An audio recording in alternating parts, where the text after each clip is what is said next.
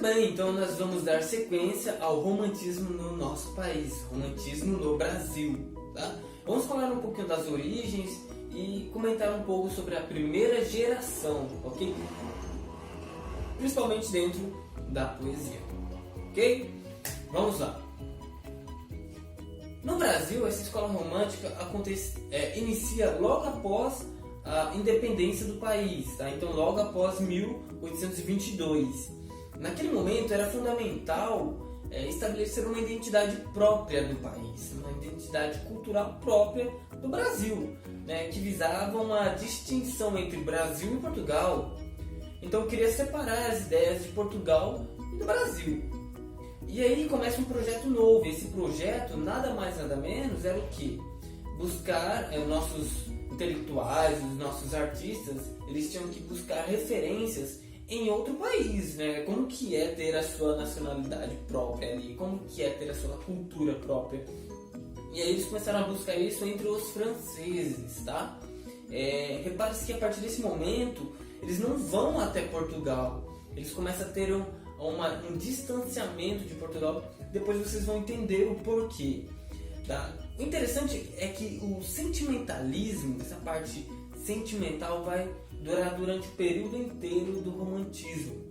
Só que é importante saber que ele pode se dividir em três, tá bom? A primeira é a construção da identidade nacional, né? A construção do nosso país aqui, a identidade do nosso país. Depois vem as questões pessoal, a questão de cada sujeito, e logo as causas sociais, a sociedade em si. Essa aqui, a causa social, já está mais voltado à próxima escola literária, beleza? Então nesse vídeo, nós abordaremos a primeira, a construção da identidade nacional, tá bom? Então vamos abordar aqui a primeira geração do nosso país. Lembrando que também são divididas em 3 gerações, assim como em Portugal. A nossa primeira geração ela pode ser designada como nacionalista ou indianista. Por quê, né? Por alguns fatores. Olha só, 2 fatores importantes, tá? A primeira é que os autores eles buscavam esse elemento da identidade própria brasileira. E aí surgiu algo chamado lusofobia. Lusitano com fobia. Então eles tinham rejeição, eles tinham aversão às referências culturais lusitanas. Então eles não queriam nem chegar perto da cultura de quem? De Portugal. Eles estavam totalmente querendo se distanciar de Portugal. Então eles tinham esse termo, tá? Esse distanciamento cultural que é a lusofobia. Beleza? A segunda parte, gente, é que havia o que? Uma valorização. Mas do que? Uma exaltação do que? Da natureza local, no caso a natureza do nosso país. Então eles começaram a valorizar muito a paisagem que lá no século XVI, quando descobriram o Brasil, os europeus acharam maravilhosa toda aquela imensa beleza que existia ali. Então eles começam a explorar essa beleza, tá? Exalta a natureza local.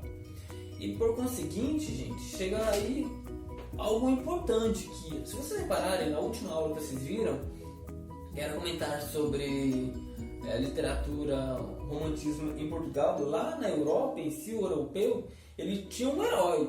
E o herói nada mais nada menos era o cavaleiro medieval. Só que o Brasil não tem cavaleiro medieval. E aí surge quem? Quem é a nossa origem aqui? Quem? Aí teve um teórico, né? Surge a teoria de Russell, que nosso herói seria o indígena. Então os artistas, né, eles empregaram o indígena, tá, como um herói brasileiro. Beleza? Então essas são as 3 características aí dessa primeira geração. Mas alguns falam que Gonçalves de Magalhães começou, tá? Legal, realmente.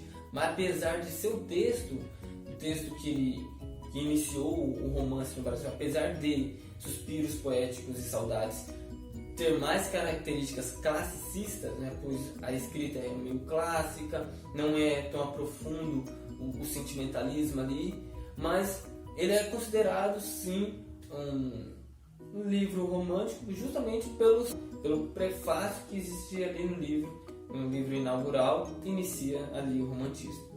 Gonçalves Dias, que é outro sujeito, nós vamos falar um pouquinho sobre ele, tá?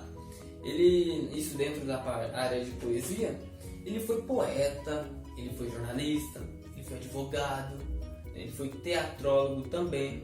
Interessante que ele estudou direito lá na Universidade de Coimbra, sim, em Portugal, onde escreveu o clássico poema A Canção do Exílio. Olha só, esse texto lírico é maravilhoso, remete muito ali à visão do Brasil, de como a terra brasileira agora tem valor aos olhos, beleza? Também primeiros cantos, tá? Escreveu primeiros cantos, segundos cantos, últimos cantos e sextilhas de Frei Antão. Para teatro, destaque-se um pouco Paticu, Beatriz Sensi e Leonor Mendonça. Bom, o legal, gente, é que a poesia dele se divide em 3. Vamos colocar A, B e C, beleza? Então vai se dividir assim, vamos começar lá. A, lírico-amorosa, a B vai ser nacionalista e a C pode ser considerada como medieval. Falando um pouquinho sobre a lírico-amorosa, nada mais nada menos é uma obra inspirada em suas experiências, em o que o autor vivia, tá, gente? É muito triste porque é um amor frustrado, tá? Então, frustrado por Ana Amélia. Então ele coloca ali em seu poema algo triste, tá? Algo frustrante.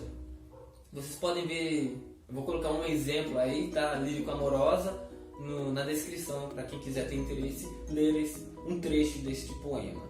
Por conseguinte, vamos falar sobre o nacionalista. Da nacionalista, ele destaca o que? O índio, né? O indianismo ali presente, no qual o autor ele coloca as exigências românticas, né? Idealizando o herói. Só que ele é interessante que, apesar de ele colocar essas exigências, ele resgata os costumes e até mesmo a linguagem indígena. E isso é muito bom, porque remete um pouco à natureza em si do nosso próprio país, certo? E por fim, a ser considerada como medieval. A gente pode ver isso em Sextilhas de Frei Antão. O autor ele resgatou uma linguagem mais medieval, uma linguagem mais arcaica e que tem temas como o da religiosidade. Basicamente é isso na parte da primeira geração. Algumas características foram empregadas aí. Eu vou colocar um breve resumo na descrição, se vocês quiserem ver aí para fazer algumas anotações, ótimo, tá? Próxima aula vamos ver a segunda geração aqui no Brasil. Até a próxima aula. Tchau.